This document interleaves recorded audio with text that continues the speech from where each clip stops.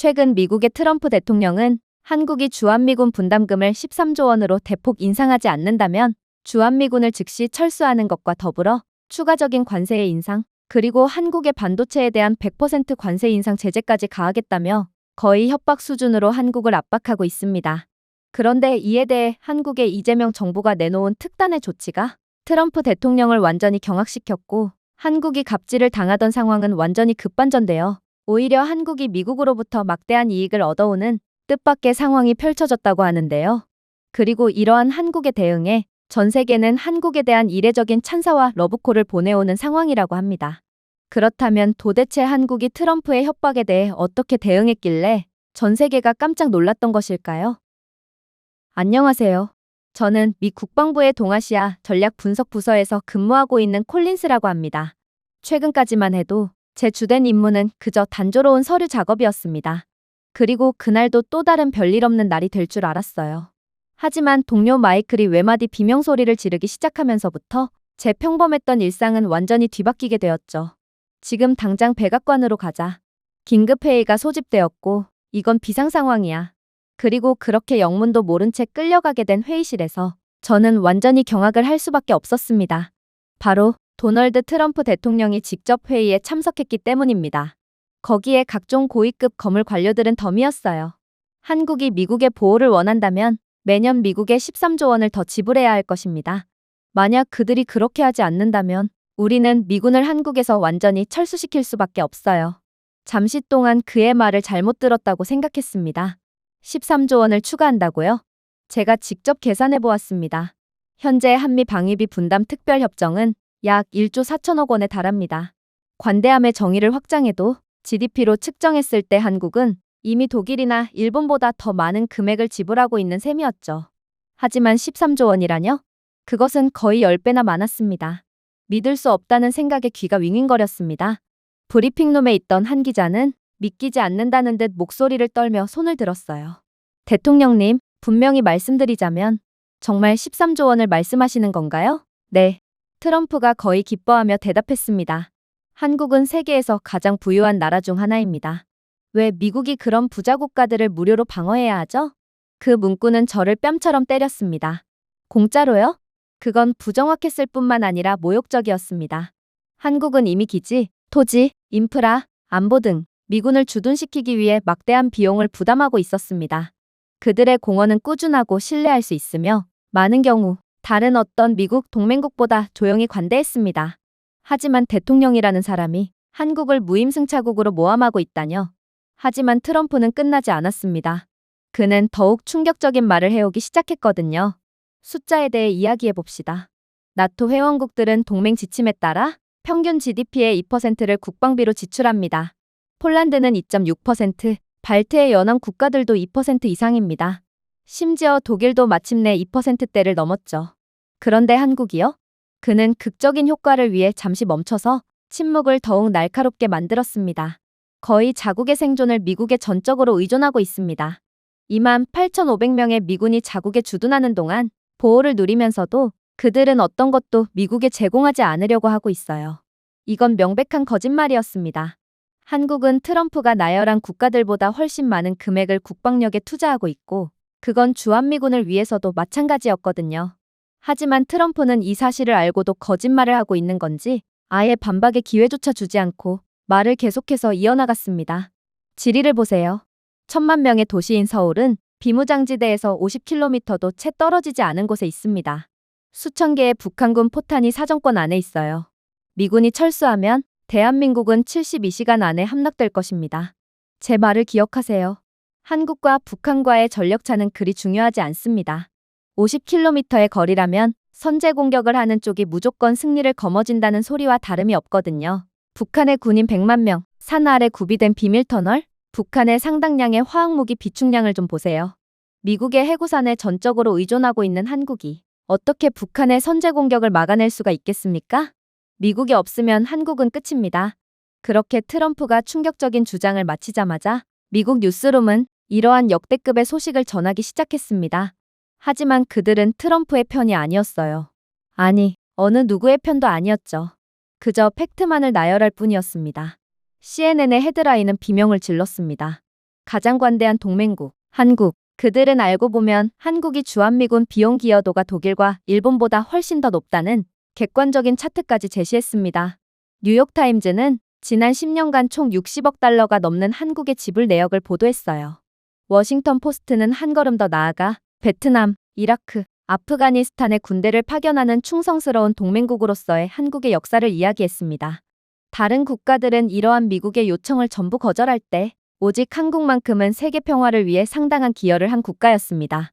모든 데이터 포인트는 한국이 이미 대부분의 동맹국보다 더 많은 비용을 지불하고 더 많은 희생을 치르고 더 많은 일을 하고 있다는 잔인한 진실을 강조했습니다. 그리고 이제 미국 대중도 이를 깨닫기 시작했죠. CBS의 스냅 여론조사에 따르면 미국인 응답자의 77%가 트럼프의 요구가 과도하다고 생각하는 것으로 나타났습니다. 놀랍게도 미국인들 거의 대부분이 한국 방위에 대한 필요성을 인식하고 있던 거였죠. 그리고 이러한 한국에 대한 긍정적인 여파 때문인지 갑자기 한국에 대한 동정의 물결이 미국 언론계를 휩쓸었습니다. 심지어 미국 국회의원들도 반대의 목소리를 내기 시작했어요. 한상원 의원은 한국이 없으면 동아시아 전략은 무너진다라고 직설적으로 선언했습니다. 저는 이러한 혼란스러운 상황에 어찌할 바를 몰라 일단 제 상사를 찾았습니다. 저는 즉시 아시아 태평양 위기를 셀 수 없을 정도로 많이 목격했던 노련한 관리인 존슨 국장에게 전화를 걸었거든요. 그런데 그렇게나 베테랑인 그였지만 그조차도 이번 상황은 감당하기 힘들 정도로 파격적이었는지 그의 목소리는 유난히 흔들리더군요. 나도 아직 이에 대해 보고받지 못했어. 트럼프는 필요한 논의도 거치지 않고 그러한 폭탄 선언을 해버린 거야. 긴급회의가 필요해. 30분 내에 가능한 모든 것을 가져와. 30분 만에 저희 동아시아 팀은 창문이 없는 상황실에 몰려들었습니다. 분위기는 혼란과 긴장감으로 가득했어요. 아무도 대통령이 경고 없이 그런 최후 통첩을 내렸다는 사실을 믿을 수 없었습니다. 국장은 목을 가다듬었습니다. 우리는 서울의 반응을 주시하고 있습니다. 그게 얼마나 심각한지 알 수 있을 겁니다. 하지만 시간이 지날수록 매우 불안한 일이 벌어졌습니다. 한국은 아무것도 하지 않거든요. 분명 트럼프의 폭탄 선언을 들었을 텐데도 이에 대한 성명도, 보도 자료도, 유출도 없었습니다. 한국 청와대는 침묵했습니다. 한국 외교부조차 침묵했어요. 이건 너무도 부자연스러웠습니다. 평소라면 서울은 최소한 입장을 검토 중 대화에 전념하고 있다라는 모호한 성명을 발표해 공백을 메워야 했습니다.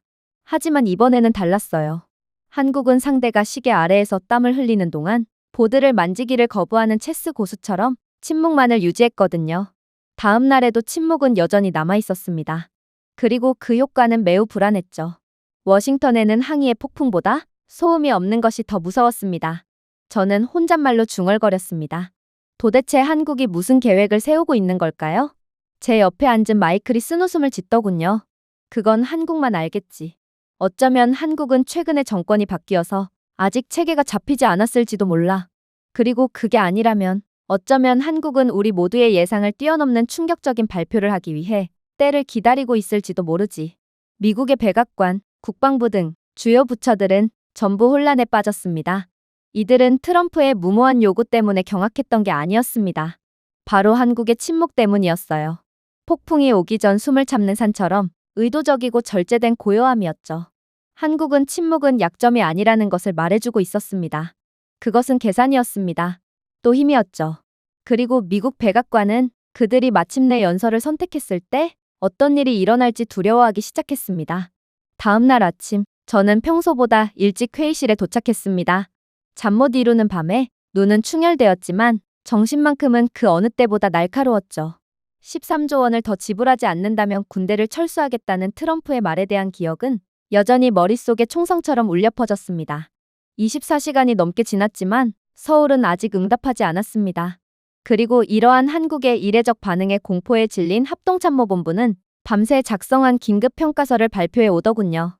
그리고 그 내용은 분명 저희 모두를 경악의 도가니에 빠뜨리기 충분했습니다. 주한미군을 일본이나 괌으로 재배치하는 것은 즉각적인 인프라 확충에만 해도 430억 달러가 추가적으로 필요합니다. 한국의 지리적 이점을 대체할 또 다른 항공모함 공격 그룹을 구축하는 것이요. 1,500억 달러가 필요합니다. 연간 운영 비용은 150억 달러가 추가됩니다. 미사일 방어 및 감시 시스템 재배치요. 800억 달러가 추가됩니다. 태평양 전역에 걸쳐 있는 공급망의 물류 비용은 연간 120억 달러에 달합니다. 관계자는 한국을 잃게 된다면 연간 500억 달러 이상의 손실이 발생할 것으로 추정했는데, 이는 트럼프 대통령이 한국에 100억 달러를 지불하라는 요구보다 5배나 많은 금액이었습니다. 이건 그야말로 소를 타마다 대를 잃는 것과 같은 멍청한 결과였어요. 물론 저희 모두는 깜짝 놀라며 뒤로 물러설 수밖에 없었죠. 저희는 한국에게서 돈을 쥐어짜고 있는 것이 아니었거든요. 한국은 그동안 미국을 위해 피를 흘리는 사람들이었고, 그들이 떠나면 피를 흘리는 사람들은 미국이 되는 셈이었습니다. 존슨 국장이 지나가다가 제 표정을 알아차렸습니다. 그는 암울한 미소로 보고서를 두드렸어요. 아이러니하지 않아? 우리는 지금 철수를 위협하고 있지만 진짜 위협은 우리에게 있었다니 말이야. 오히려 미국이 한국에 보조금을 지급해야 할 판이었던 거야. 그가 옳았습니다. 그리고 미국 각 부서의 발표를 들으면 들을수록 더 분명해졌습니다. 한국이 없었다면 미국의 인도 태평양 전략 전체가 무의로 돌아갈 것입니다. 한국은 또 다른 동맹국이 아니라 미국 전략의 핵심이었습니다.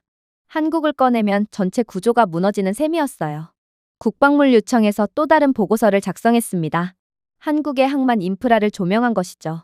세계에서 5번째로 물류량이 많은 컨테이너 항구인 부산은 한국 무역뿐만 아니라 미군의 중요한 물류 허브였습니다.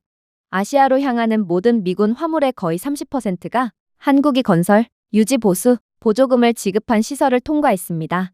이러한 접근성을 잃으면 미국은 일본이나 하와이를 경유하는 항로로의 변경이 불가피할 것이고, 이는 배송 시간과 비용이 3배로 증가하는 참담한 결과로 이어질 것입니다. 만약 이걸 전시에 대입해 본다면 이건 비용만 많이 드는 결과가 아니었습니다. 중국과의 패권 경쟁에서 아예 밀려버릴 수도 있는 치명적인 결과였죠. 그리고 그것은 기지나 항구에만 국한된 것이 아니었습니다.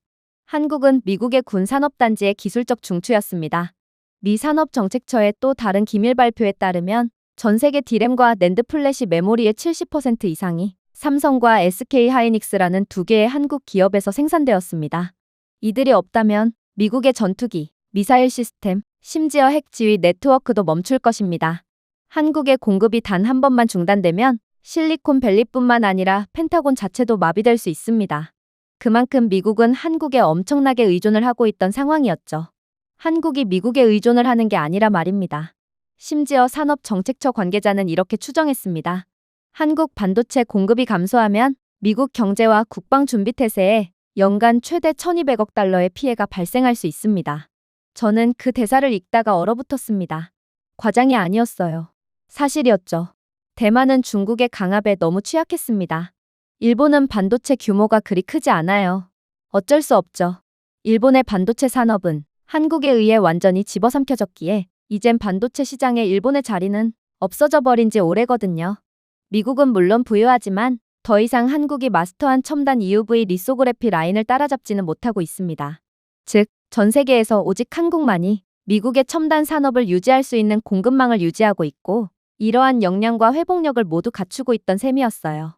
한국은 단순한 연결고리가 아니었습니다. 한국은 사슬 그 자체였어요. 저는 곧 또 다른 비상 원탁회의에 서게 되었습니다. 미 장성들은 조용하고도 객관적인 어조로 말하더군요. 한 삼성 장군은 한국을 잃으면 동아시아에서 미국의 억지력이 무너진다라고 인정했습니다. 또 이성 장군은 일본 혼자서는 동아시아 라인을 지킬 수 없다. 한국이 한반도를 정박시키지 않으면 안 된다. 라고 중얼거렸습니다. 지금까지 아무도 감히 큰 소리로 말하지 않았던 진실이 바로 그것이었습니다. 미국은 한국이 미국을 필요로 하는 것보다 훨씬 더 한국을 필요로 했습니다. 트럼프만 이 사실을 모르고 있던 거였죠. 그리고 드디어 시한폭탄에 뇌관에 불이 붙었습니다. 월스트리트는 충격적인 보고서를 내보냈고, 보좌관은 회의 중에 이 보고서를 가지고 헐레벌떡 회의실 내부로 난입했거든요. 한국이 반도체 수출을 막는다면 미국 기술 기업들은 1년 안에 1조 2천억 달러의 시장 가치를 잃을 수 있습니다. 애플, 구글, 마이크로소프트, 아마존 등 모든 기업이 한국산 칩에 의존하고 있었습니다. 관세는 한국에 대한 무기가 아니었습니다. 미국의 자국 산업을 겨냥한 권총이었죠. 그러니 한국에 대한 압박만큼은 반드시 막아야 합니다. 테이블을 둘러보았습니다. 모두의 얼굴이 창백했습니다. 그리고 국장은 마침내 침묵을 깼죠. 분명히 합시다. 그가 목소리를 무겁게 내며 말했습니다. 우리는 한국을 가르칠 수 있는 위치에 있지 않습니다. 더 이상은 아닙니다. 우리는 간청할 수 있는 위치에 있을 뿐이에요. 그 단어는 공중에 떠 있었습니다. 애원 말이에요. 미국은 수십 년 동안 한국을 우리의 해구산 아래 보호받는 종속국인 주니어 파트너로 취급해왔습니다. 하지만 이 수치를 보면 부인할 수 없는 사실이 밝혀집니다. 한국은 종속국이 아니었습니다. 그들은 초석이었습니다. 대체할 수 없는 선수였죠. 그리고 저희 모두가 한국의 숨겨진 중요성에 대해 서서히 인식하게 되었을 때, 그리고 한국에 대한 공포심과 두려움으로 완전히 혼란에 빠졌을 때, 한국은 드디어 충격적인 성명을 발표해왔습니다. 협상은 없을 것입니다. 미국이 군대를 철수하기를 원한다면 그렇게 하길 바랍니다. 대한민국은 그에 따라 진행할 준비가 되어 있습니다. 잠시 동안 회의실이 얼어붙었습니다. 고함도, 소란도 그저 놀란 침묵뿐이었죠. 철수 카드에 방아쇠를 당긴 것은 미국이 아니라 한국이었습니다. 그리고 그들은 목소리에 흔들림 없이 그렇게 해버렸어요. 국장은 숨을 헐떡이며 중얼거렸습니다. 그들은 허세를 부리는 게 아니야. 믿는 구석이 있는 거지. 공황의 물결은 순식간에 일어났습니다. 그 다음 1시간 동안 책상 위에는 리포트가 쌓여 있었고, 리포트 하나하나가 지난번보다 더 경각심을 불러일으켰습니다. 서울에 대한 CIA 보고서는 청와대와 국방부에서 이례적인 심야 회의를 조명했어요.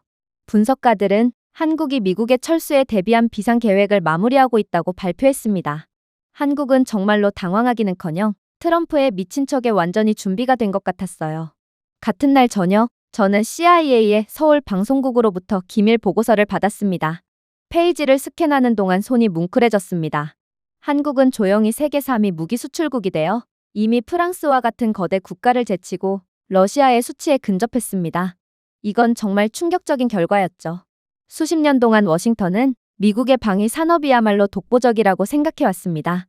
나토 국가와 중동 동맹국들이 미국의 로키드와 보잉에 묶여 있는데 어떤 국가가 감히 미국의 아성을 뛰어넘을 수 있겠냐는 거였습니다. 하지만 제 앞에 놓인 숫자는 다른 이야기를 들려주었어요. 한국은 글로벌 무기 수출의 새로운 강국이 되었고 동맹국들은 미국 대신 서울로 눈을 돌리고 있었습니다. 한국의 목표요? 더 이상 그들의 무기를 유럽으로 수출하는 것을 목표로 하는 것이 아닌 2030년까지 매년 300억 달러의 수출을 달성하는 것이었습니다. 그리고 더 놀라웠던 건 수치상으로 이는 거의 확실시되어 보였다는 것이죠. K9 썬더 자주포는 단순한 자주포가 아니었습니다. 화력, 정확성, 내구성 면에서 타의 추종을 불허하는 세계에서 가장 많이 팔린 자주포가 되었어요. 폴란드는 수백 대의 K9에 120억 달러 이상의 계약을 체결하여 나토의 동부 방어태세를 사실상 재편했습니다. 핀란드, 에스토니아, 노르웨이, 심지어 인도도 K9을 구매하거나 라이선스했습니다. 서울은 BAE나 라인메탈과 같은 전통적인 거대 기업들을 조용히 능가하고 있었습니다. 하지만 한국은 전혀 허세를 부리지 않았기에 콧대가 하늘을 찌르듯 높던 미국은 이를 전혀 모르고 있었죠. K2 블랙팬서는 더욱 독보적이었습니다. 한때 전 세계 전장은 독일의 레오파드2와 미국의 에이브럼스가 지배했습니다. 그러나 더 이상은 아닙니다. 폴란드 정부는 거의 150억 달러에 달하는 1000대 이상의 K2 전차를 주문했습니다. 유럽 국가가 독일 탱크와 미국 탱크 중 한국산 탱크를 선택한 것은 조달 결정 그 이상이었으며 이는 지정학적 변화였습니다. 노르웨이와 다른 유럽 국가들은 이미 K2를 차세대 MBT로 평가하고 있고 한국의 전차를 구매하기 위해 막대한 예약금을 걸어둔 상태였어요. KF-21 보람의 전투기요? 미국 국방부의 모든 인사들은 이 전투기를 보고 미국의 모조품이라며 비웃어댔어요. 하지만 제가 지금 다시 한국의 KF-21과 미국 F-35를 비교한 평가를 읽었을 때 턱이 조여지는 것을 느낄 수밖에 없었습니다. 보람에는 더 저렴하고 인도 속도가 빠르며 스텔스와 항공전자공학 분야에서 F-35와 거의 동등했습니다. 인도네시아는 이미 48대의 전투기를 인도하기로 약속한 상태였죠. 동남아시아와 중동 국가들은 미국의 끝없는 수출 제한에 지쳤기에 한국산 전투기에 강한 관심을 표명하고 있었습니다. 한국은 단순히 화력을 수출하는 것이 아니라 미군의 지렛대로부터 독립적으로 수출하고 있었습니다. 그러나 가장 충격적인 계약은 따로 있었습니다. UAE와 사우디아라비아는 미국 패트리어트보다 한국산 미사일 방어 시스템을 선호했고 한국의 천공투 지대공 미사일 시스템에 수십억 달러 규모의 계약을 체결했던 거였습니다. 그 이유는 무엇일까요? 한국산 시스템은 가격은 절반이지만 미국산과의 성능은 거의 비슷했기 때문입니다. 석유가 풍부한 걸프만 군주국들이 서울 쪽으로 기울어지는 것을 보는 것은 분명한 신호였습니다. 워싱턴의 독점은 끝났다는 것이고 이제 이러한 산유국들로부터 얻어오는 막대한 이익도 전부 한국으로 빼앗기게 생겼다는 뜻이었어요. 저는 더 이상의 충격은 받을 수 없을 거라고 생각했습니다. 그러나 저뿐만 아니라 국장님의 눈까지 완전히 휘둥그레지게 만든 부분은 따로 있었어요. 그건 바로 한국의 KSS-3 잠수함이었습니다. 사실 탄도 미사일을 발사할 수 있는 잠수함은 소수의 초강대국만 보유하고 있어요. 하지만 한국은 수직 발사 능력을 갖춘 3,000톤급 잠수함을 독자적으로 개발한 상태였던 것입니다. 인도네시아를 비롯한 동남아시아 국가들은 이 획기적인 플랫폼을 확보하기 위해 협상을 진행 중이었습니다. 한국은 대부분의 나토 동맹국들조차 꿈꿀 수 없는 해군력의 범주에 진입한 셈이었어요.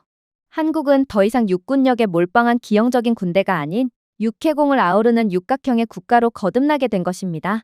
물론 이에 대한 경제적 영향은 엄청났죠. 2022년에만 한국의 무기 수출액이 170억 달러를 넘어섰으며 이는 불과 5년 전보다 3배 증가한 수치입니다. 분석가들은 이제 2030년까지 한국의 연간 방위산업 수출액이 300억 달러를 넘어서 미국과 함께 세계 2대 무기 수출국에 확고히 자리 잡을 것으로 예상하고 있습니다. 폴란드의 150억 달러 규모의 거래, 중동의 수십억 달러 규모의 미사일 계약, 그리고 동남아시아의 전투기 주문은 단지 시작에 불과했습니다. 하지만 가장 소름 돋는 점은 따로 있었어요. 이러한 실제 영향은 금전적인 것만이 아니었다는 것입니다. 정말로 중요한 건 전략적인 영향이었습니다. 나토에 판매된 모든 한국산 곡사포, 걸프 지역에 배치된 모든 한국산 미사일 시스템, 동남아시아 해역을 순찰하는 모든 한국산 잠수함은 미국의 방위 의존에서 벗어나 한국으로 향하는 또 다른 동맹국을 상징했습니다. 그리고 한국이 그렇게나 자신 있는 모습을 보이는 데는 다 이유가 있다는 것을 알 수 있었죠. 미군이 철수하면 한국 방위산업은 5년 내에 미군 주둔을 대체할 수 있는 충분한 역량을 갖추게 되거든요. 다시 말해 한국의 첨단 무기고는 미국이 만들겠다고 위협한 공백을 충분히 메울 수 있다는 거였고 한국에 있어서 미국은 그다지 필요가 없는 국가였다는 것입니다. 심지어 미국이 서울을 떠나면 미국은 동맹국 하나만을 잃는 것이 아닌 엄청난 연쇄작용으로 주저앉게 되는데 미국은 전 대륙에 걸쳐 신뢰도, 계약, 전략적 발판을 잃게 될 것이기 때문입니다. 유럽, 중동, 아시아 등 각국은 한국을 국방기술의 미래로 보기 시작했는데 여기에 미국의 자리가 어디에 있다는 말인가요? 하지만 저희 모두를 정말로 경악의 도가니에 빠뜨린 부분은 따로 있었습니다. 군대는 이야기의 절반에 불과했거든요. 다음 파일은 국방부 산업정책실에서 나왔습니다. 정책실장은 도저히 믿고 싶지 않은 이야기를 해오더군요. 한국의 반도체 부문은 제조 규모, EUV 리소그래피 배치, 첨단 AI 칩 설계 등에서 미국의 역량보다 10년 앞서 있는 것으로 평가받고 있습니다. 10년, 그만큼 그들은 앞서 나갔습니다. 실장은 구체적인 내용을 나열하기 시작했습니다. 삼성은 이미 3나노미터 공정 노드를 완성한 반면 미국 팹은 여전히 7나노미터도 어려움을 겪고 있습니다. SK하이닉스는 소비자 기기와 군용 슈퍼컴퓨터 모두의 필수적인 글로벌 디램 시장의 50% 이상을 장악하고 있습니다. 심지어 한국은 네덜란드 외에 EUV 리소그래피 기계를 실질적으로 숙달한 유일한 국가로 전체 반도체 산업을 완전히 주도하고 있는 형국이에요. AI의 최적화된 프로세서는 이미 나토의 명령 및 제어 시뮬레이션에서 속도와 효율성 면에서 미국 설계를 능가하는 테스트를 받고 있었습니다. 이런 나라를 적으로 돌리겠다고요? 미국은 아직 준비가 되어 있지 않아요. 한국의 공급망으로부터 독립할 준비 말입니다. 우리는 10년은 더 수그리고 있어야 해요. 하지만 저를 진정한 공포의 순간에 빠뜨렸던 부분은 그 다음이었어요. 한국 공급망이 중단되면 미국의 연간 경제 손실이 1200억 달러를 초과할 것으로 예상됩니다. 그야말로 금융 대재앙인 셈이죠. 그래서 한국은 두려움이 없는 것입니다. 한국은 미국이 한국의 칩 없이는 작동할 수 없다는 것을 이미 알고 있습니다. 미국이 생산하는 스마트폰, 클라우드 서버, F-35 항공 전자기기, 심지어 핵 발사 시스템까지 모두 한국을 포함하고 있거든요. 13조 원은 이러한 대혼란에 비한다면 껌값이라고 봐야 하지 않을까요? 정말로 트럼프는 무엇이 더 중요한지를 전혀 모른 채 자존심만 내세우고 있어요. 그리고 그의 말은 곧바로 현실이 되기 시작했어요. 한국 산업에 연동된 방위주는 급등한 반면 애플과 구글과 같은 미국 대기업은 트레이더들이 공급 혼란에 대비하면서 하락세를 보였거든요. 여기서 한국이 정말로 공급망을 끊어버린다면 이로 인한 하락은 지금과는 비교도 안 되겠죠. 미국인들의 돈이 그야말로 녹아버리게 되는 것입니다. 그리고 이러한 즉각적인 결과가 도출되자 의회는 그야말로 폭발했습니다. 이제는 더 이상 당파적인 다툼이 아니라 초당적인 경각심을 불러일으켰죠. 한 공화당 상원 의원은 단호하게 말했습니다. 한국 없이는 동아시아의 자세가 무너집니다. 이는 비용 분담이 아닙니다. 생존이 중요합니다. 한국의 생존이 아니라 미국의 생존 말입니다. 한 민주당 의원이 동의했습니다. 한국은 우리보다 더 전략적 성숙을 보여주었습니다. 우리는 그들의 협력을 간청해야 하며 갈취해서는 안 됩니다.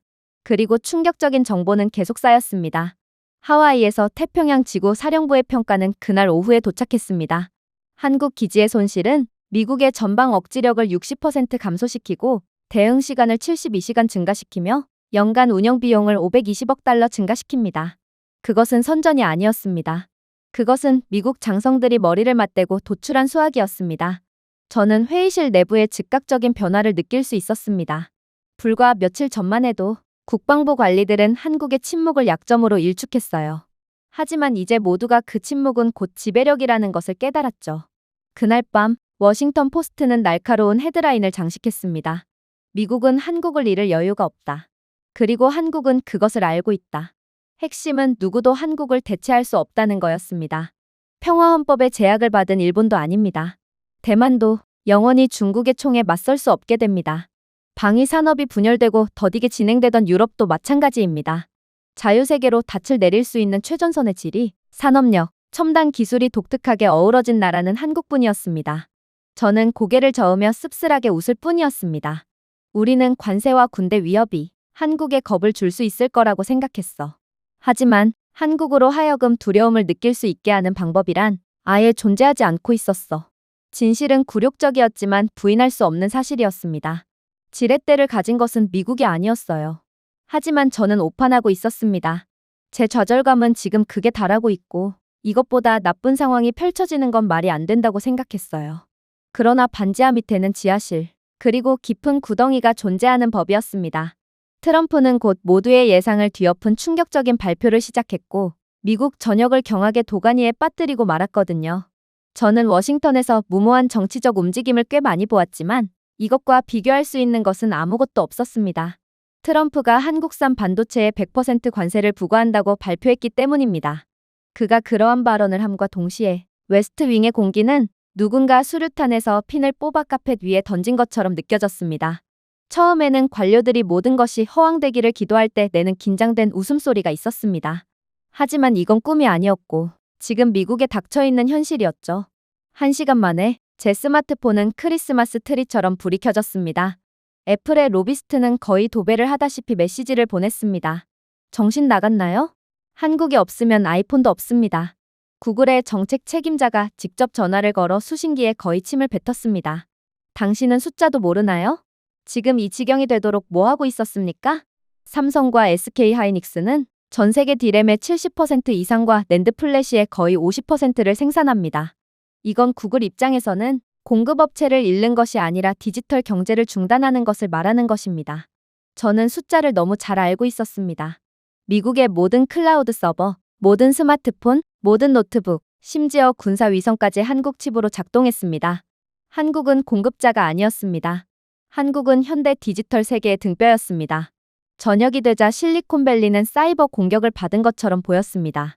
나스닥 선물은 폭락을 해버렸거든요. 그렇게나 굳건하던 엔비디아의 시가총액조차 꺾였고 애플조차 하루 만에 전체 개발도상국의 GDP보다 더 많은 손실을 입었습니다. 트럼프의 발언은 미국인들의 돈을 완전히 녹여버렸던 것입니다. 한 재무부 보좌관은 유령처럼 창백한 제 옆에서 속삭였습니다. 우리는 관세로 인해 전 세계로부터 얻었던 이익을 단 3일 만에 날렸고 결국 오히려 더 많은 부를 없앴습니다. 한국 하나 건드렸다는 이유만으로 말입니다. 그의 말이 맞았습니다. 숫자는 끔찍했습니다. IMF는 한국 반도체가 중단되면 그 파급 효과는 전 세계적으로 연간 GDP가 1조 달러에 달할 것으로 예상했습니다. 미국 기술 부문에서 1년 만에 300만 개의 일자리가 사라질 것이고 전 세계 AI 클러스터의 90%가 몇 주 안에 동결될 것입니다. 미국이 한창 주가를 올리고 있는 챗GPT, 자율주행차, 클라우드 서비스도 전혀 없어지고 맙니다. 당연하죠. 한국의 공급망은 지금껏 이 모든 것을 가능케 하고 있었거든요. 결국 트럼프는 자신의 머리에 스스로 총을 쏜 셈이었습니다. 저는 이 모든 결과를 바라보며 식은땀을 흘렸습니다. 그동안 우리는 한국을 지키는 척했습니다. 하지만 진실은? 한국은 군인이 아니라 실리콘으로 미국을 보호하고 있었습니다. 한국이 없었다면 미국의 조달러 규모의 무기고는 값비싼 고철에 불과했습니다. 트럼프의 최측근들은 한국이 없어도 우리만의 팹을 만들 수 있다라고 주장했습니다. 저는 거의 소리내어 웃을 뻔했죠. 최첨단 팹 하나를 건설하는데 200에서 250억 달러? 건설하는데 수년이 걸립니다. 하지만 문제는 돈에만 있는 것이 아닙니다. 수십 년에 걸친 축적된 노하우입니다. 한 대당 2억 달러에 달하는 극자외선 리소그래피 기계는 수년간 대기자 명단을 보유하고 있었습니다. 한국은 이미 이를 배치하고 마스터링하여 수율이 90%가 넘을 정도로 타이트한 생산 라인에 최적화했습니다. 내일 미국이 무제한 현금을 쏟아낸다고 해도 한국을 따라잡으려면 7에서 10년이 필요한 셈이에요. 그리고 그때쯤이면 한국은 이미 한 세대 더 앞서 있겠죠. 패배만 국한된 문제가 아니었습니다. 한국은 공급망에 보이지 않는 동맥을 통제했습니다. 한국은 이미 첨단 소재 분야에 대해서도 상당한 권위를 갖고 있는 국가예요. 이들이 일본과의 무역 전쟁에서 승리한 것을 좀 보세요. 그동안 한국은 일본의 불화수소 공급망을 의존하고 있었지만 일본이 이를 차단하자 한국은 즉각적으로 일본보다도 더욱 순도가 높은 불화수소를 개발해버렸어요. 한국의 애칭용 고순도 불화수소, EUV를 위한 전문 포토레지스트, 초박형 웨이퍼 연마 기술, 글로벌 물류 네트워크는 미국이 따라잡고 싶다고 해서 따라잡을 수 있는 것이 아니었습니다. 이것은 40년간의 국가 전략, 인프라, 그리고 규율이었고 한국만이 그것을 가지고 있거든요. 그리고 트럼프의 바보짓에 미국 전역에는 곡소리가 터져나오기 시작했어요. 테슬라는 한국에 컨트롤러가 없으면 전기차 생산이 중단될 것이라고 경고했습니다. 보잉은 한국 서버에 의존하는 자신들의 예약 시스템을 고백하며 한국이 없으면 비행 자체가 불가능하게 될 수도 있다며 울상을 지었죠. 심지어 뉴욕증권거래소도 한국산 칩을 사용하고 있다고 인정했습니다. 한국이 없다면 도미노는 무너지는 거였습니다. 새로운 아이폰, 노트북, 게임 콘솔이 없어지는 것은 두 번째 문제였어요. 미국의 병원도 문을 닫게 될 예정이거든요. 미국의 병원들은 한국 반도체로 작동하는 영상 장비를 대체할 수 없습니다. 금융도 마찬가지죠. 거래 네트워크가 급격히 둔화되어 매일 수십억 건의 거래 손실이 발생하겠죠. IMF는 이번에는 은행이 아니라 실리콘 부족으로 촉발된 잠재적 대침체 2.0에 대해 경고했습니다. 그리고 이번 지진의 진원지는 워싱턴의 오만함이었습니다. 그런데 이렇듯 미국의 곡소리가 퍼져나가고 있을 때 한국은 어떤 상황을 맞이한 상태일까요? 그래도 한국과 미국은 서로 밀접하게 연관되어 있으므로 한국에도 큰 피해가 닥쳤을까요? 충격적이게도 미국의 대혼란이 펼쳐졌음에도 한국에는 평온만이 가득했어요. 그리고 이건 저를 가장 불안하게 만들었죠. 한국 신문들은 관세 예상, 다각화가 이미 진행 중이라는 헤드라인을 달았습니다. 그건 허세가 아니었어요. 사실이었죠. 한국은 이미 기술적으로 대체할 수 없는 지경에까지 오른 상황이었기에 굳이 미국에 수출하지 않아도 상관없었어요. 실제로 삼성은 이미 인도네시아에서 팹을 확장하고 유럽에서 협상 중이었습니다. SK 하이닉스는 독일에서 협상을 마무리하고 있었습니다. 요컨대 한국은 궁지에 몰린 것이 아니었습니다. 오히려 새로운 기회를 찾은 셈이었죠. 우리가 한국을 압박할 것이라고 생각했던 관세는 그들이 수년 동안 계획했던 것, 즉 미국 시장으로부터의 독립만을 확인해 주었습니다. 그리고 이러한 모든 지표가 상황의 역전을 가리키자 이젠 가장 잔인한 순간이 찾아왔습니다. 그건 바로 한국 정부의 추가적인 입장 발표였어요. 청와대는 단 3줄에 불과한 성명을 발표를 할 뿐이었습니다. 우리는 이를 예상했습니다. 한국은 준비되어 있습니다. 동맹국과 파트너는 뒤처지지 않을 것입니다. 그 짧은 선언은 펜타곤 슬라이드 덱보다 더 큰 충격을 주었습니다. 한편 트럼프는 궁지에 몰린 황소처럼 분노했어요. 그는 이내 소집된 긴급회의에서 한국은 우리가 필요로 하는 것보다 더 많은 것을 필요로 합니다. 미국은 더 좋고 더 저렴하고 더 빨리 우리만의 칩을 만들겠습니다. 라고 외쳤습니다. 저는 그의 허세에 그저 안타까움만을 느낄 뿐이었죠. 그리고 그건 회의실 내부에 있던 인원 모두가 마찬가지였습니다. 그래서 미 국방부 장관은 그에게 일침을 날릴 뿐이었죠. 그건 불가능합니다. 반도체 팹은 하루아침에 해결되는 문제가 아니며 한국처럼 고순도 칩을 개발하려면 십수년의 노하우가 필요합니다. 그러니 그동안 이러한 공급망을 전적으로 한국에 의존해온 미국은 절대로 한국을 따라할 수가 없는 것이죠.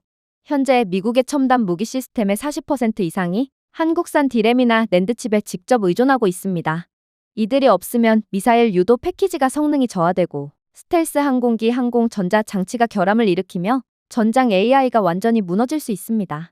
미국의 무기고는 한국산 실리콘으로 건설되었거든요. 이건 정말 소름 끼치도록 두려운 말이었습니다. 그러나 트럼프는 이를 받아들이지 않더군요. 그는 대만 TSMC에 압력을 가해 공백을 메울 수 있다고 주장하며 테이블을 두드릴 뿐이었거든요. 하지만 국방부 장관은 더 이상 참고만 있지 않았습니다. TSMC는 논리에 중점을 두고 있습니다. 메모리를 제어하지 않습니다. 그러니 우리에겐 한국밖에 없다는 것입니다. 메모리가 없으면 프로세서는 쓸모가 없거든요. 이어진 침묵은 숨이 막힐 정도였습니다. 하지만 진짜 순간은 국방부 장관이 하나의 시나리오를 밝힘으로써 시작되었습니다. 현재 미 국방부에서는 한국의 공급망 중단에 대한 파급효과 시뮬레이션 결과가 도출된 상황입니다. 만약 한국이 90일 동안 미국 방위산업에 대한 반도체 수출을 거부한다면 어떻게 될 것 같나요? 트럼프는 꿀먹은 벙어리가 되었습니다.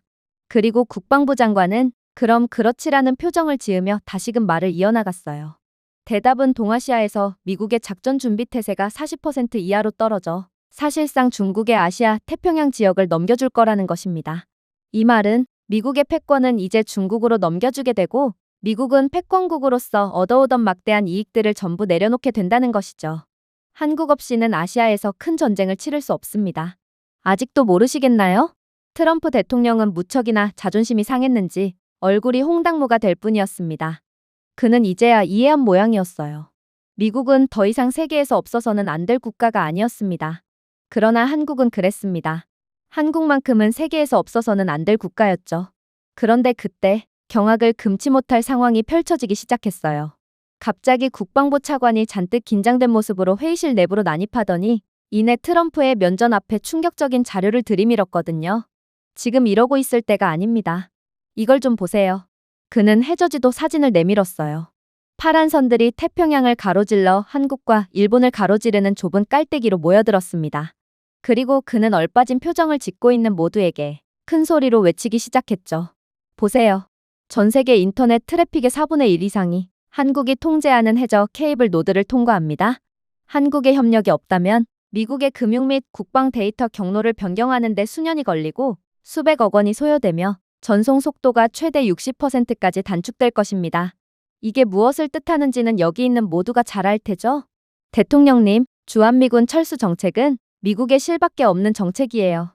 이건 반드시 물러야 합니다. 회의실 내부는 조용해졌습니다. 저희 모두는 한국을 북한에 대한 육상 완충국쯤으로 생각했어요. 하지만 한국은 태평양의 디지털 게이트키퍼의 역할을 수행하고 있었습니다. 한국이 지원을 철회하면 월스트리트 거래가 지연되고 정보 전송이 중단되며 실리콘밸리의 클라우드 서버마저 더듬거릴 것입니다. 즉각적인 지위와 통제에 중독된 미국에 이는 사형 선고와 다름이 없었어요. 하지만 더욱 충격적인 점은 따로 있었어요. 또 다른 슬라이드에서 울산, 온산, 여수, 한국의 대규모 정유단지가 지도를 밝혀냈습니다. 한국은 하루 300만 배럴 이상의 원유를 정제하는데 이는 일본보다 훨씬 더 많은 양입니다. LNG 터미널은 태평양 연안에 분포하고 있습니다. 미국 항공모함 그룹은 장기 운항을 위해 한국산 정제 연료에 의존하고 있는 상황이에요. 한국이 없으면 재공급 비용은 연간 80억 달러 증가하고 내구성은 3분의 2로 떨어집니다. 미국 해군은 곧바로 종이호랑이가 되어버리는 것입니다. 누군가가 중얼거리는 소리를 들었습니다. 그래서 우리 해군은 한국산 휘발유로 운영된다고요? 차관은 미소조차 짓지 않았어요. 네, 한국에 정유소가 없으면 제7함대는 떠다니는 박물관 함대가 됩니다. 중국이 그 누구보다 좋아하겠네요. 그러나 트럼프는 도대체 무슨 생각인지 여유있게 웃으며 충격적인 이야기를 해오더군요. 그건 걱정 마세요. 주한미군이 철수하더라도 한국은 자신들이 원래 미국에 제공하던 인프라는 절대로 철회할 수 없을 것입니다. 왜냐하면 미국은 위성 시스템을 통해 그들의 눈이 되어주고 있거든요. 미국의 위성이 없으면 한국은 북한이나 중국이 비밀스럽게 벌이고 있는 위협들에 대해 즉각적으로 대응할 수가 없게 되고 그렇게 된다면 북한이나 중국의 경거망동 한 번으로 한국은 무너져 버릴 수도 있어요. 서울은 북한으로부터 고작 50km 떨어져 있다는 것을 명심하세요. 그러니 한국은 미국의 위성 기술이 반드시 필요합니다. 그러나 차관은 그러한 트럼프의 주장에 완전히 찬물을 끼얹어 버렸어요. 그건 10년 전의 상황이지 지금의 상황은 전혀 다릅니다. 보세요. 한국의 새로운 정찰 위성은 연합국 시스템에 원활하게 연결되어 있잖아요. 한국은 동아시아 전역에 걸쳐 3초 미만의 지연 시간으로 실시간 이미지를 제공하고 있어요. 그러나 여러 시뮬레이션에서 미국의 미사일 방어는 한국의 이러한 피드 없이는 실패하고 있어요. 그간 아시아 태평양 지역에서의 미국의 1조 달러 규모의 방위망은 서울의 위성에 의존하고 있었단 말입니다. 그러니 한국은 미국의 위성에 의존하지 않아도 돼요. 이게 바로 지금의 한국과 미국의 관계죠. 한국은 더는 미국이 필요하지 않다는 것입니다. 당황한 트럼프가 말을 이어나가기도 전에 이번에는 경제부 차관이 나섰어요. 이젠 미국의 트럼프의 편은 아무도 없는 것 같았죠. 한국은 전 세계 전기차 배터리 생산량의 40% 이상을 차지하며 테슬라뿐만 아니라 포드, GM, 모든 주요 자동차 제조업체에 공급하고 있습니다. 이를 제거하면 미국의 친환경 전환은 최소 10년 이상 지연됩니다. 조선이요? 한국은 상위 세 국가를 합친 것보다 더 많은 상업용 톤수를 발사합니다. 유조선과 LNG 운반선 없이는 미국은 글로벌 무역 흐름을 지속할 수 없습니다. 즉, 한국이 미국을 떠난다면 미국 경제는 매년 최소 1,800억 달러의 하방 충격으로 손실을 입게 됩니다. 군사적으로 보면 더욱 심각하죠. 아시아에서 우리의 전방 억지력은 6개월 이내에 무너지게 되니까 말입니다. 트럼프는 더 이상 자신 곁에는 아무도 없다는 것을 알고 큰 충격에 빠진 듯했습니다. 그의 미친 척은 결국 한국을 상대로 싸움을 걸다가 완전히 박살 나버리고 만 것입니다. 하지만 그 다음 나온 슬라이드는 그런 트럼프를 더욱 당황케 만들었어요. K-팝 콘서트 사진, 넷플릭스를 장악한 한국 드라마, 유학생들을 끌어들이는 한국 대학 사진 등 이건 처음에는 별 의미가 없어 보였습니다. 하지만 경제부 차관은 이에 대한 놀라운 견해를 내오기 시작했어요. 한국은 아시아 전역에서 소프트 파워를 지배하는 유일한 미국 동맹국입니다. 일본은 존경은 불러일으키지만 애정은 불러일으키지 않죠.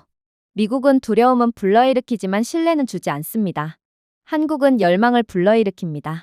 그러니 한국이 없으면 미국 외교는 아시아에서 정당성을 잃게 되는 것입니다.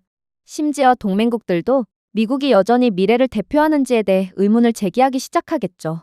경제적 충격보다 더 큰 타격을 입었습니다. 사실 저는 아시아에 가본 적이 있어요. 자카르타에서 방탄소년단 후드티를 입은 청소년들, 베트남에서 영어보다 한국어를 먼저 공부하는 젊은 엔지니어들, 미국 대학 대신 한국 대학에 지원하는 아프리카 학생들을 본 적이 있습니다.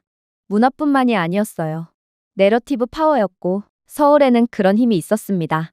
하지만 워싱턴은 그렇지 않았죠. 마침내 돌 같은 얼굴에 무뚝뚝한 국방부 장관이 숫자를 잘라냈습니다. 더 이상 신용을 하지 맙시다. 한국이 없으면 우리 항공모함은 항해하지 않고 위성은 보지 못하고 네트워크는 작동하지 않으며 동맹국은 더는 우리를 믿지 않습니다. 한국은 단순한 동맹국이 아니에요. 그것이 핵심인 것입니다. 당기면 아치가 무너져 내리고 말 것입니다. 틀린 말이 아니었습니다. 서울에서 괌으로 병력을 이동시킬 수는 있지만 인터넷 케이블을 이동시킬 수는 없었습니다. 일본의 선박을 정박시킬 수는 있겠지만 한국 정유소를 만들 수는 없죠. 더 많은 항공모함을 구매할 수는 있었지만 한국의 조선소를 복제할 수는 없습니다.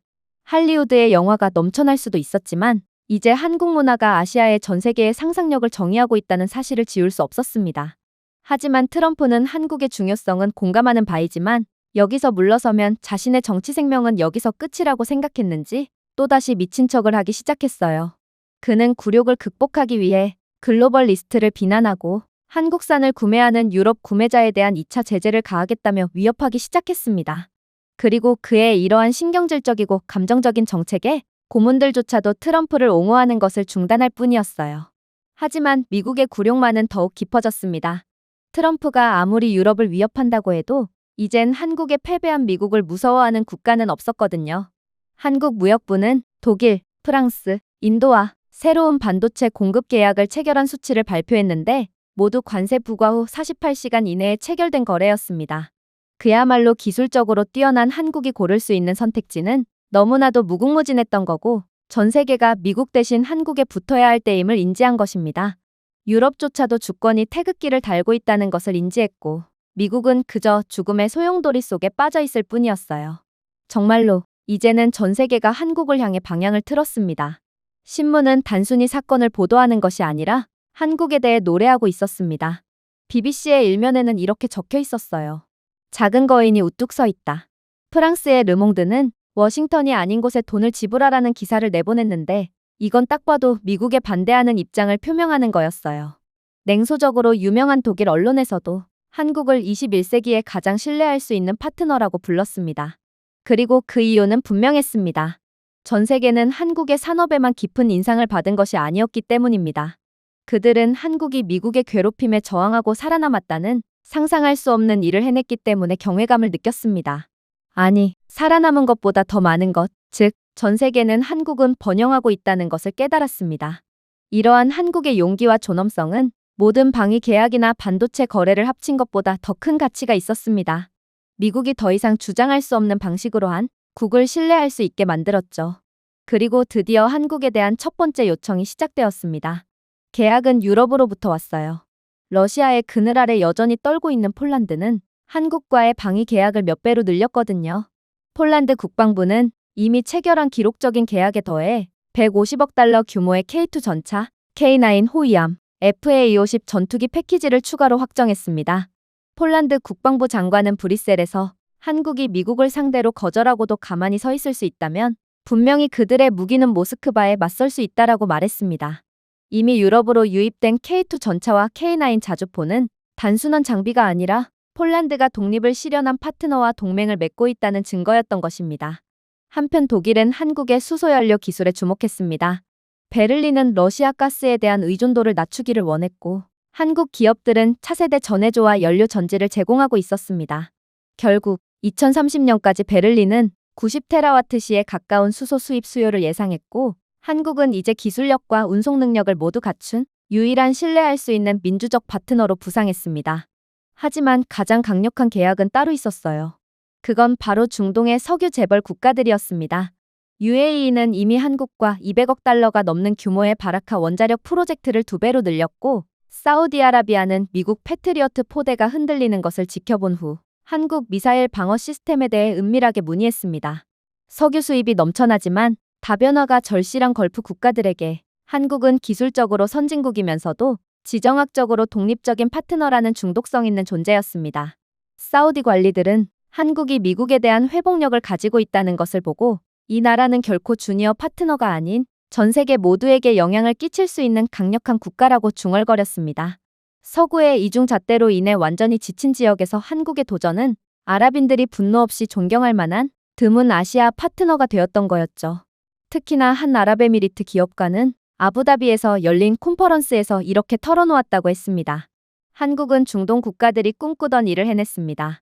무너지지 않고 미국에 맞섰습니다. 그렇기 때문에 우리는 한국의 원자로, 건설사, AI 시스템을 신뢰합니다. 여러분은 졸개가 아니라 미국을 지배할 수 있다는 것을 보여주셨습니다. 체결된 계약은 단순한 상업적 계약이 아니라 정치적 선언이었습니다. 수십억 달러가 한국 조선소와 건설사에 흘러들어갔지만 그 돈 밑에는 감탄이 담겨 있었습니다. 한국은 생존과 존엄성을 동시에 익힌 셈이었어요. 하지만 그 무엇보다 충격적이었던 점은 따로 있었습니다. 그건 바로 아프리카에서 일어난 기적이었어요. 아프리카의 감탄은 조용했지만 그 못지않게 깊었습니다.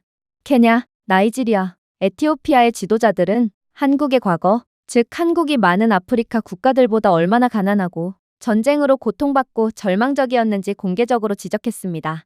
그리고 그런 한국이 지금은 세계 패권국을 상대로 배짱을 보이고 오히려 미국을 짓눌러버린 상황에 박수를 보내며 희망을 꿈꾸고 있었습니다.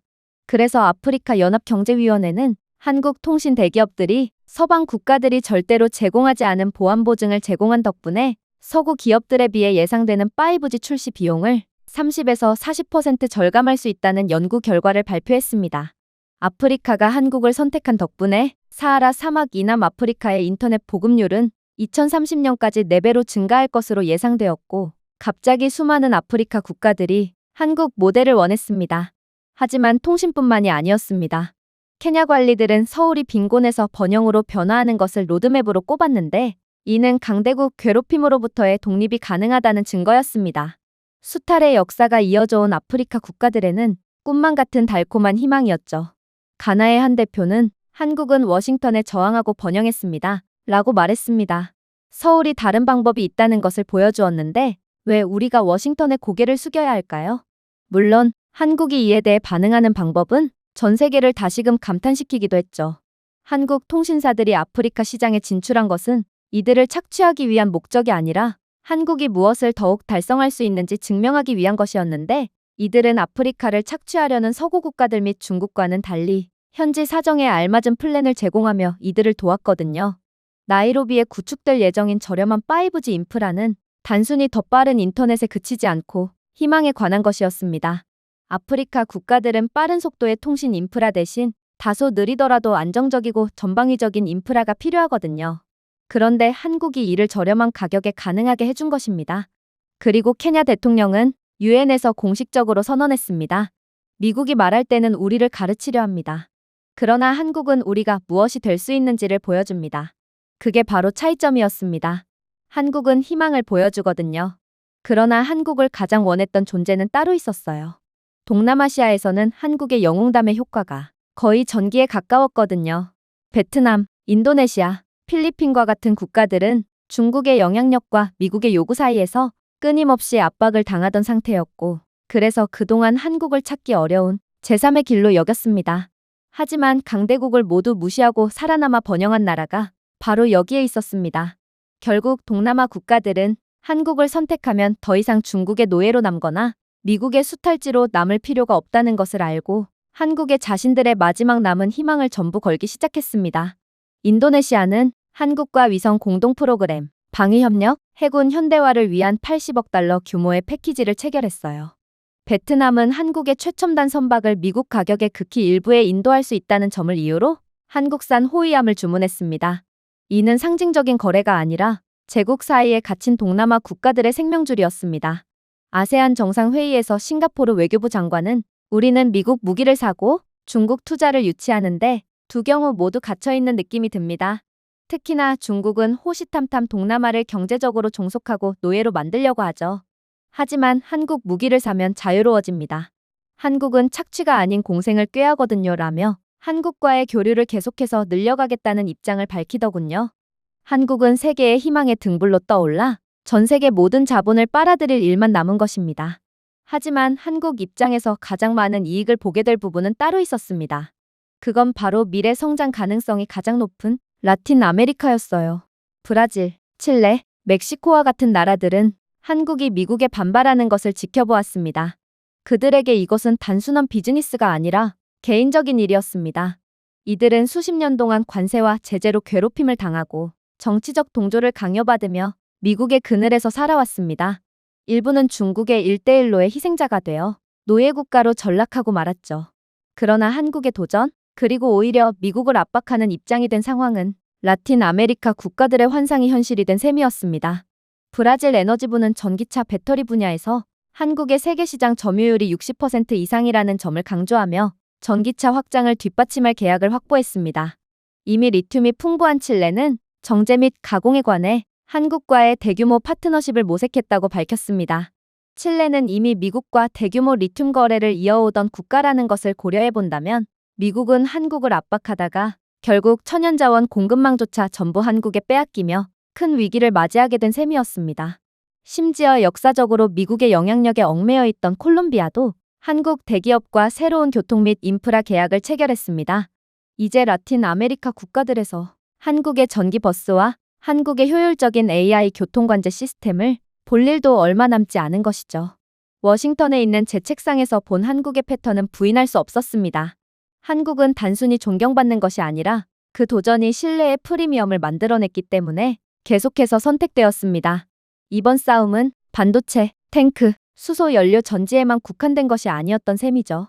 한국은 존엄성이 번영과 양립할 수 있다는 것을 증명했고 미국을 거스르고 생존하며 심지어 이익을 얻을 수 있다는 것을 증명해낸 전 세계 유일한 국가입니다. 그러니 세계 각국은 한국이 미국의 가장 무거운 압박을 견디는 강력한 국가이므로 한국과 동맹을 맺는다면 자신들도 그러한 신뢰의 방패를 누리게 될 것이라고 생각했기에 계속해서 한국에 러브콜을 보냈던 거였죠. 아이러니는 저를 숨막히게 만들었습니다. 미국은 한국을 처벌하려 했지만 그렇게 함으로써 한국을 미국의 강압으로부터 자유로운 유일한 글로벌 파트너로 인증하는 꼴이었어요. 그렇게 모든 발표가 종료되었습니다. 트럼프 대통령은 전 세계가 미국의 등을 돌리고 오히려 한국에 붙은 상황에 완전히 열이 받은 모양이었어요. 그는 자신이 허세를 부린다면 연간 13조 원이라는 이익을 한국으로부터 얻어올 수 있다고 생각했지만 한국은 그러한 트럼프의 생각보다도 훨씬 더 막강한 국가였거든요. 그리고 동시에 워싱턴에서 몇 주간의 긴장감 넘치는 회의를 마친 저는 파격적인 제안을 하나 받게 됩니다. 그건 바로 서울에 다녀오라는 임무였어요. 트럼프는 자존심 하나 때문에 바보 같은 짓을 계속하고 있지만 아무튼 그를 막을 수 있는 수단은 전혀 없어 보였거든요. 그래서 저는 혹여라도 한국의 약점을 찾을 수 있을까 싶어 한국으로 가는 임무를 맡았던 거였습니다. 제가 서울을 걸었을 때 한국 시민들에게서 불안을 느끼게 된다면 아마도 미국은 이를 이용해 최대한의 손해를 막을 수 있겠죠. 이건 미국의 유일하게 남은 해결 방법처럼 보이긴 했습니다. 관세, 군대 철수, 위협이라는 모든 소음 속에서 일반 한국 시민들은 걱정할 것이 분명했거든요. 그리고 미국은 그러한 한국의 걱정을 이용해서 불안과 혼란을 더욱 야기하며 이를 이용해 한국과 협상을 할 수 있겠죠. 그런데 그렇게 굳은 다짐을 하며 한국에 도착하게 된 저는 곧바로 충격적인 광경을 목격하게 되었습니다. 한국의 거리는 패닉이 아니라 차분한 일상으로 분주했거든요. 저를 놀라게 한 것은 미국의 도움을 기다리는 사람들이 아니라 조용히 필요한 모든 안전장치를 구축한 사회였습니다. 제가 깨달은 것은 한국은 진작에 준비가 되어 있었다는 사실이었어요. 서울의 도시 중심부에는 지하철역으로 가득했는데 벽에는 유지보수 일지가 깔끔하게 걸려 있었으며 어디에서나 공기여과 장치가 윙윙거리며 쾌적한 공기를 발산하고 있었어요. 더 놀라운 점이요. 서울의 지하철은 세계에서 가장 바쁜 지하철이지만 동시에 이중사용 시스템이 갖추어진 공간이었다는 것입니다. 버튼 하나만 누르면 지하철 터널은 대피 통로가 되고 역은 지휘 허브가 되며 환기 시스템은 화학적 또는 생물학적 위협에 대비한 여과 모드로 전환되었습니다. 에스컬레이터와 표지판은 이미 비상 안내용으로 연결되어 있어 곧바로 별도의 지하로 이동할 수 있었습니다. 또한 비상 상황에 대비해 보관된 응급 구조 키트나 각종 비상 대비 물품들은 먼지가 쌓여 있는 것이 아니라 매달 점검을 받으며 일상생활에 통합되어 있었기에 저는 그저 한 가지 생각만이 들 뿐이었어요. 한국의 지하철은 단순한 대중교통이 아니라 국가 대피소에 중추라는 것을 깨달은 것입니다. 이게 바로 한국인들의 자신감의 원천인 것처럼 보였어요. 이들은 모든 유사시의 상황에 전부 대비가 되어 있던 거였습니다. 만약 북한이나 중국이 한국을 향해 공격을 하게 된다면 한국의 시민들은 이러한 완벽하게 준비된 지하철역에서 모두 생존할 수 있겠죠. 민방위 훈련은 또 어떻고요? 저는 길을 걷다가 가게 주인, 평범한 직장인, 학생들이 일상적인 대피 훈련에 참여하는 모습을 지켜보았습니다. 각 사람은 자신의 지역 명단과 연결된 간단한 신분증을 소지하고 있었습니다. 몇 분 안에 지역 주민들의 신원이 확인되었고 이름이 누락되면 자동 추적이 시작되었습니다. 소리치는 것도 혼란스러운 것도 아니라 반복에서 비롯된 조용한 효율성일 뿐이었습니다. 저는 이러한 체계적인 훈련이 정상적으로 진행될 수 있다는 점에 깊은 감명을 받았습니다. 그래서 마치 실전처럼 훈련에 참여 중인 한 카페 주인에게 말을 걸어봤습니다. 그러자 그는 놀라운 말을 해오더군요. 내일 사이렌이 울리면 우리는 무엇을 해야 할지 알고 있습니다. 저는 군대를 전역하고 예비군 훈련까지 전부 참여했어요. 이것이 우리에게는 평범한 삶입니다. 그는 오만함이 아니라 조국이 결코 무릎을 꿇지 않을 것이라는 것을 아는 사람의 조용한 자부심으로 미소를 지었습니다. 그랬습니다. 한국은 이미 인구의 절반이 군대에 다녀온다는 사실부터가 준비된 나라였던 것이죠. 한국의 군사 예비군도 놀라웠어요. 경기도의 한 외곽에서는 군복을 입은 사람들이 어디론가로 향하고 있길래 그들에게 말을 걸어봤더니 이들은 매년 정기적으로 참여해야 하는 예비군 훈련을 진행하러 가고 있다고 하더군요. 자신을 엔지니어라고 소개한 한 청년은 군대에서 드론 시스템을 다뤘다고 했고 다른 젊은 남성 무리들은 공병부대에서 복무했다고 했어요. 전투기 조종사, 전차 조종수, 저격병, 일반 육군 부대 등 한국인들은 각기 다른 특기를 가진 채 자신들의 실전적인 특기를 숨기고 사회를 살아가고 있던 거였습니다. 아마 이들은 유사시에 곧바로 소집에 응한 뒤 자신들의 국가를 위협하는 무리를 한 번에 쓸어버리겠죠. 이미 경력이 있는 그들이니까요. 그렇게 저는 놀라움을 느끼며 부산으로 향했습니다. 그리고 고속도로를 이동하면서 저는 또다시 경악을 할 수밖에 없었죠. 한국의 교통물류는 놀라움 그 자체였거든요. 속도로 유명한 한국의 고속도로 네트워크에는 정체모를 철근 콘크리트 조각이 박혀 있었습니다. 그리고 이 콘크리트 조각들은 전시에 이 구간이 전투기의 비상 활주로로 변경될 수 있도록 하기 위함이라는 것을 알았을 때 저는 그저 숨이 멎을 수밖에 없었습니다. 한국은 경부고속도로의 연장선을 30분 이내에 정리하고 한국의 최첨단 전투기나 연합군 항공기를 착륙시킬 준비가 아예 시스템적으로 완료되어 있었어요. 미국이라면 이러한 계획에 대해 몇 시간의 논쟁이 필요했고 결국 관료적인 문제로 이중사용 인프라 수립이 좌절되고 말 것입니다. 하지만 한국은 모든 것이 완벽하게 대비되어 있었어요. 에너지 안보는 또 다른 숨겨진 계층이었습니다. 한국의 민간 발전소는 군용 전력망과 연결되어 있어 전시 정전을 군사 예비군으로 우회할 수 있었어요. 울산과 부산과 같은 해안 도시에서는 산업용 LNG 터미널의 레이아웃이 수출용이 아니라 비상 라우팅 프로토콜을 갖추고 있어 어떤 돌발 상황이 있어도 필수적인 기지와 병원에 에너지를 공급할 수 있었습니다.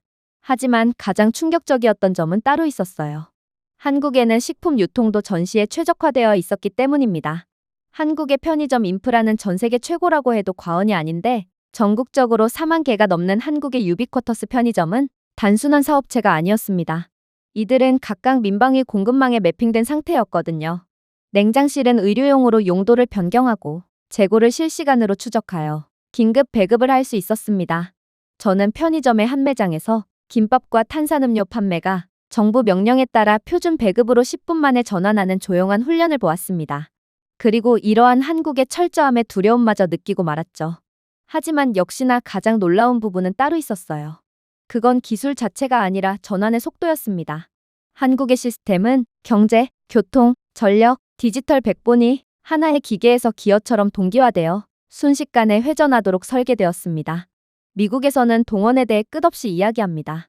정말로 유사 상황이 터진다면 이렇듯 시스템적으로 아예 준비가 안 된 미국은 이에 대한 대응을 하는 데만 해도 한 세월일 것입니다. 지연된 만큼 피해는 더욱 늘어만 가겠죠. 그러나 한국에서는 동원이 종이에 담긴 계획이 아니었습니다. 이미 일상생활에 내장되어 있었거든요. 그렇게 저는 완전히 넋이 나간 채 부산에 도착했습니다.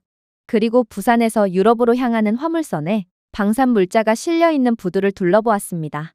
하지만 저를 사로잡은 것은 기계가 아니라 부두 노동자들 그 자체였어요. 자주포와 장갑차의 모든 컨테이너를 마치 개인 방패인 것처럼 취급하며 쉬지 않고 노력하는 중년의 남성들이었습니다. 그중 한 명은 이마에 땀을 닦으며 차분한 목소리로 이렇게 말하더군요. 우리는 전쟁의 위협 속에서 자랐습니다. 그러니 더 이상 두려워하지 않습니다. 우리는 항상 준비되어 있습니다. 그의 말에는 허세가 전혀 없었습니다.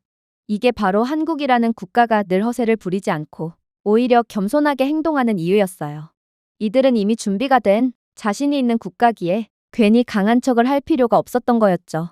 그렇게 저는 이러한 풍경을 걸으며 한국이 미국의 강한 압력에도 불구하고 왜 그렇게 자신있게 행동했는지 이해했습니다. 자랑하거나 위협할 필요가 전혀 없었습니다. 한국은 조용하고 체계적이며 완전한 장점이 있었습니다. 그리고 내일 당장 분쟁이 닥친다고 해도 한국은 적응하기 위해 서두를 필요가 없다는 생각을 떨쳐버릴 수 없었습니다. 한국은 단순히 스위치를 돌리면 됐거든요.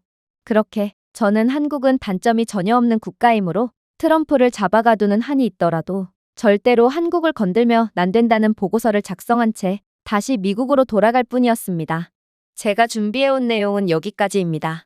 끝까지 시청해주셔서 진심으로 감사드리며 여러분들의 구독과 좋아요, 알림 설정은 영상 제작에 큰 힘이 됩니다. 이상 세모튜브였습니다.